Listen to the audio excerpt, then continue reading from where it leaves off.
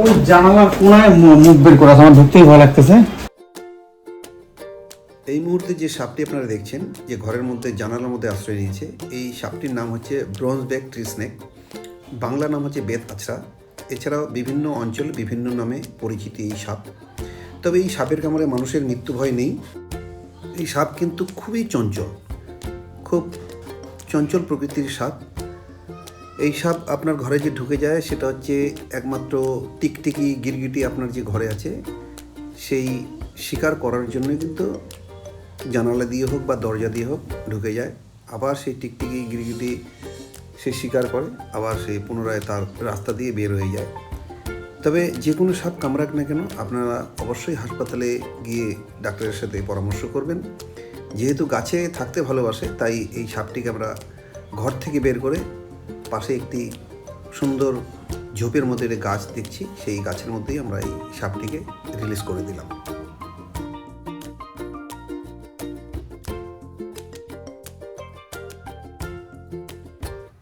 এখানে আবারও একটু সাপ উদ্ধার করতে এসেছি। আমরা একটি বাড়িতে ঘরের ভিতরে ইট রেখেছি, ইটের ভিতরে একটি সাপ আশ্রয় নিয়েছে। প্রথমে আমরা শনাক্ত করব, ইটগুলোকে সরিয়ে নিয়ে আমরা দেখব সাপটি কী পরিস্থিতিতে আছে এবং কী সাপ। সাপটি আমাদের গ্রিপের মধ্যে চলে এসেছে। যে সাপটি আমরা উদ্ধার করছি এটা হচ্ছে গোকরো সাপ, যার বাংলা নাম গোকরো এবং ইংরেজি নাম হচ্ছে স্পেকটেকল কোবরা। এছাড়াও সায়েন্টিফিক নেম না জানা যায়। এই সাপটিকে আমরা এখন ব্যাগিং করে তার উপযুক্ত জায়গায় আমরা ছেড়ে দেব।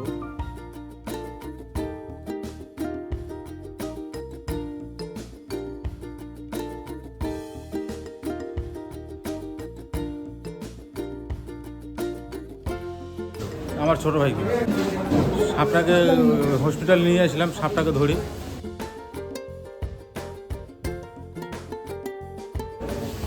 আমার বাড়ি থেকে আমার দিদির বাড়ি যাচ্ছি, রাস্তা দিয়ে যাচ্ছি, সেই টাইমে কিন্তু কামড় দিল। একটা স্নেক বাইট পেশেন্ট এসেছিল, তো ওরা হচ্ছে স্নেকটাকে ধরে নিয়ে আসছিল। তারপর তো আমাদের এখানে যথারীতি অনকল এমও দেখলেন, খবর দেওয়া হলো এবং ওনারা এসলেন, এসে সাপটাকে উদ্ধার করে নিয়ে গেলেন। কী সাপ ছিল এটা? এটা তো অনুমান করা হচ্ছে পিট ভাইপার। যতটুকু এখন যে সাপটি দেখছেন এটা সালাজার পিট ভাইপার, যার বাংলা নাম হচ্ছে গেছো বরা বা সবুজ বরা। এই সাপটি একজনকে কামড়ে দেয়। সেই সাপসহ ময়নাগুড়ি হাসপাতালে রোগীকে নিয়ে আসে। হাসপাতাল সূত্রে আমাদের কাছে খবর আসে, আমরা গিয়ে সেই সাপটিকে রিকভারি করি এবং আমরা উপযুক্ত জায়গায় এই সাপটিকে ছেড়ে দিই। আপনাদের আরও একবার সতর্ক করছি যে যদি কাউকে কোনো সময় সাপে কামড়ে দেয়, আপনারা কিন্তু সাপ ধরার চেষ্টা করবেন না, অথবা সাপের পিছনে ছুটতে গিয়ে সময়টাকে নষ্ট করবেন না। মনে রাখবেন, সাপে কাটা রোগীদের জন্য প্রত্যেকটা মুহূর্ত খুব গুরুত্বপূর্ণ। তাই সময় যত নষ্ট করবেন তত কিন্তু রোগীর পক্ষে খুব বিপজ্জনক হতে পারে।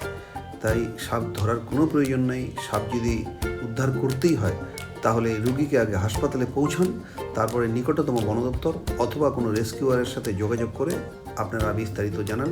অবশ্যই তারা আপনার সহযোগিতা করবে। একটি অজগর সাপকে বস্তাবন্দি করা হচ্ছে। যে বস্তাবন্দি করছেন তিনি বন দপ্তরের একজন আধিকারিক, রামসাই মোবাইল স্কোয়াডের বড়বাবু। তিনি সাপটিকে বস্তাবন্দি করার চেষ্টা করছেন, আমি ওনাকে সহযোগিতা করছি। এই সাপটি একটি বাড়ি থেকে উদ্ধার হয়েছে রামসাই এলাকায়, সেখান থেকে বের করে সেটাকে বস্তাবন্দি করার চেষ্টা করছে বড়বাবুর নিজে হাতে। আমি ওনাকে সহযোগিতা করছি। জাস্ট আমাদের উত্তরবঙ্গে অনেক জঙ্গল, সেই জঙ্গল থেকে শুধু সাপ নয়, মাঝে মধ্যে বিভিন্ন রকম বন্যপ্রাণী বেরিয়ে আসে, লোকালয়ে ঢুকে যায়। সেখানে বন দপ্তর সক্রিয়ভাবে সেই বন্যপ্রাণীগুলোকে উদ্ধার করে আবার পুনরায় ফিরিয়ে দেয় জঙ্গলে। আমরাও চেষ্টা করি বন দপ্তরের সাথে হাত মিলিয়ে তাদের পাশে থেকে তাদেরকে সহযোগিতা করার জন্য। যে সাপগুলোকে আজকে উদ্ধার করা হয়েছে, গরুমারা জঙ্গলে এগুলোকে রিলিজ করা হচ্ছে। বন আধিকারিকের নির্দেশে একজন ফরেস্ট গার্ড আমাদের সাথে রয়েছেন, তিনি আমাদের সহযোগিতা করছেন যাতে আমাদের কোনো সমস্যা নয়, আমাদের নিরাপত্তার জন্য তিনি আমাদের সাথে আছেন। আমরা এই সাপগুলোকে ইতিমধ্যেই জঙ্গলে রিলিজ করে দিচ্ছি, তার নিজস্ব পরিবেশে সে চলে গেল।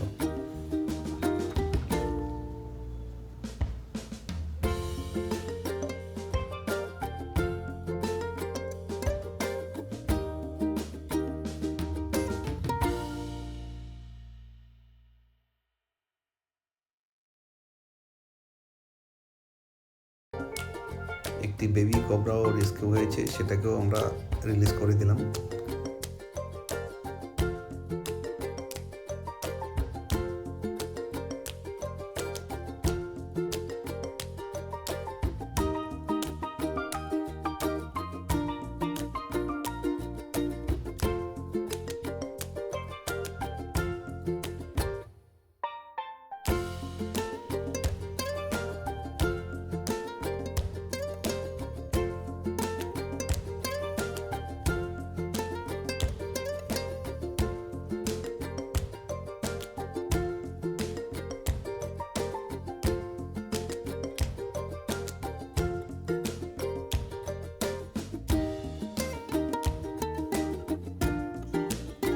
এখানে আরও একটি সাপ উদ্ধার করতে হবে।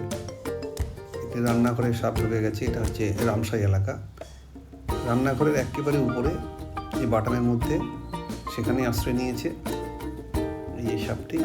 এটা হচ্ছে বার্মিস প্রজাতির পাইথন অজগর। সাপটি অনেকটাই উপরে, তাই আমাদেরকে হুকটা ব্যবহার করতে হচ্ছে। ঠিক বাটামের মধ্যে এবং বাটাম এবং টিনের মাঝে সে বডিটাকে লক করে দিয়েছে।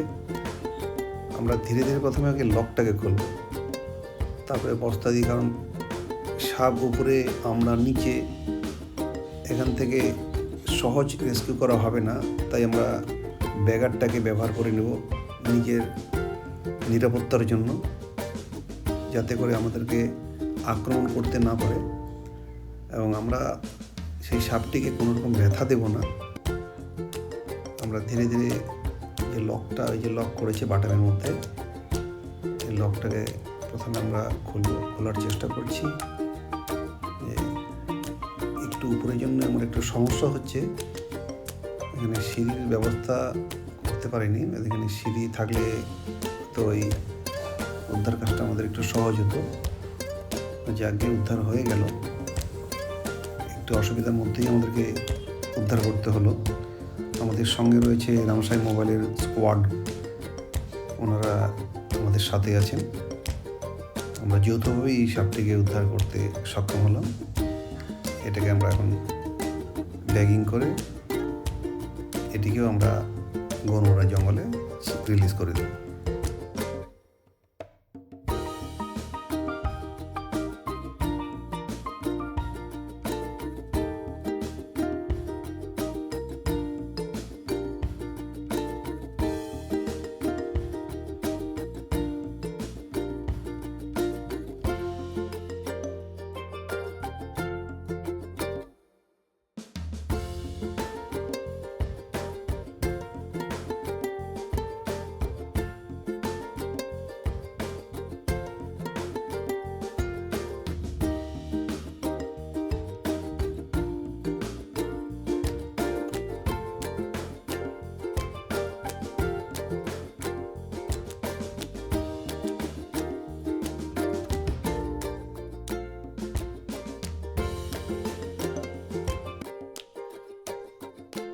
আমি রাত্রিবেলা 11টার সময় যখন তোমার বাড়ি গেছি, রাত্রি 11টার পরে দেখে তবে তোমার বাড়ি গেছি।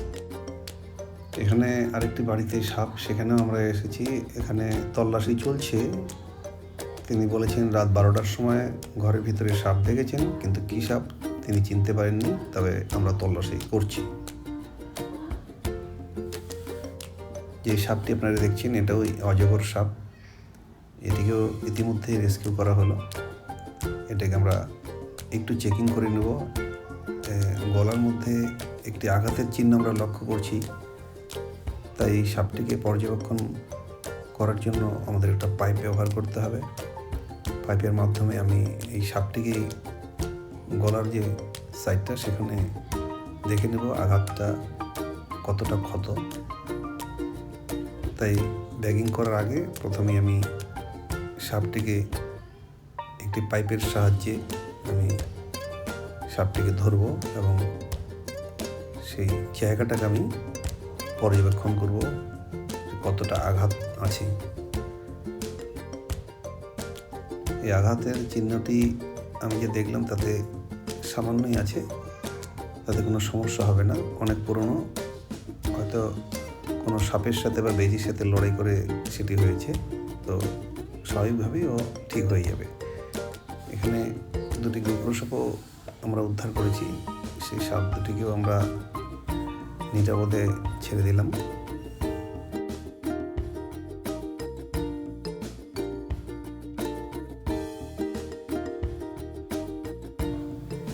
যে অজগর সাপটি ইতিমধ্যে উদ্ধার করা হলো, সেই সাপটিকে আমরা উপযুক্ত জায়গায় রিলিজ করে দিলাম।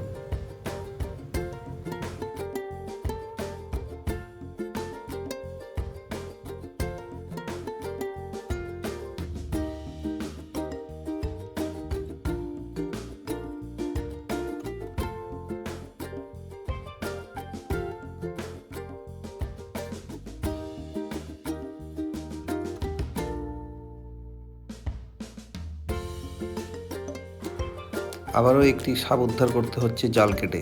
এই জালের মধ্যে আটকে যায় সাপটি।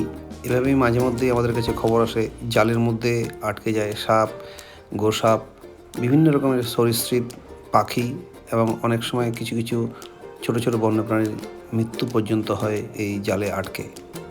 প্রথমেই এই সাপটিকে আমরা পর্যবেক্ষণ করব, কিভাবে আমরা এই সাপটিকে উদ্ধার করব। আমরা একদম প্রোটোকল মেনেই এই সাপটিকে উদ্ধার করার চেষ্টা করব।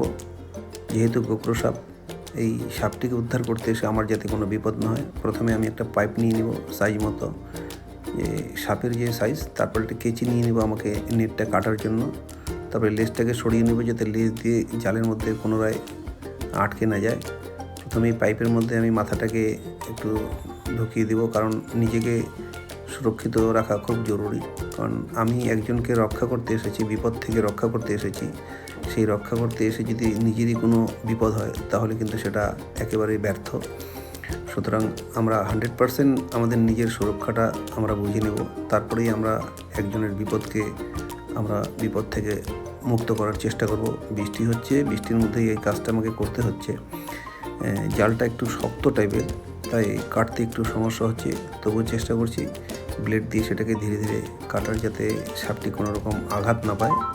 প্রথমেই নেটটি কেটে আগে এটাকে সরিয়ে নিতে হবে পরিষ্কার জায়গায়। সেই জায়গাটা খুব একটা ভালো ছিল না, তাই প্রথমে নেটটা কেটে আমি একটু সরিয়ে নিলাম। তারপরে গায়ে থাকা যে নেট আছে সেটাকে আমি ধীরে ধীরে ব্লেড দিয়ে কেটে কেটে সেটাকে মুক্ত করার চেষ্টা করছি। অনেক সময় ব্লেডটা কাজ করছে না, তাই আমাকে কেচিটাও মাঝে মাঝে ব্যবহার করতে হচ্ছে। এটা হচ্ছে গোগ্র সাপ, যেটা ইংরেজিতে স্পেকটেকেল কবরা বলা হয় এবং সায়েন্টিফিক নেম নাজা। আমি যে সাপটিকে উদ্ধার করছি এটা হচ্ছে জলপাইগুড়ি জেলা ময়নাগুড়ি ব্লক বার্নিশ অঞ্চল অন্তর্ভুক্ত বাজদহ মোড়। এখানকার মানুষ কিন্তু সাপ মারে না, মানুষ কিন্তু অনেক সচেতন। এখানে সাপকে কখনোই কিন্তু এরা মারতে চায় না, এরা সাপকে একরকম পুজো করে। এই গ্রামের মানুষের মধ্যে একটা বিরাট সচেতনতা আমি প্রমাণ পেলাম। যে সাপটি আমি যে বাড়ির থেকে উদ্ধার করলাম, তারা বলছে যে এই সাপগুলো এই আশেপাশেই লোকালয়েই থাকে, তাই এই সাপটিকে উদ্ধার করে লোকালয়ে ছেড়ে দেওয়ার জন্য। তাদের এই কথা শুনে আমি এত খুশি হলাম যে গ্রামের মানুষ যে এতটা সচেতন, এটা সত্যি অকল্পনীয়। আমি ওদের কথার জন্য আমি সত্যি ওদেরকে ধন্যবাদ জানাবো। ওদের কথা মতো তাদের পাশেই একটা কালভার্ট ছিল, সেই কালভার্টের নিচে আমি সাপটিকে ছেড়ে দিলাম। ধন্যবাদ জানাবো সেই এলাকার মানুষকে যে এতটাই তারা সচেতন। আমরা পিপিএস ময়নাগুড়ি।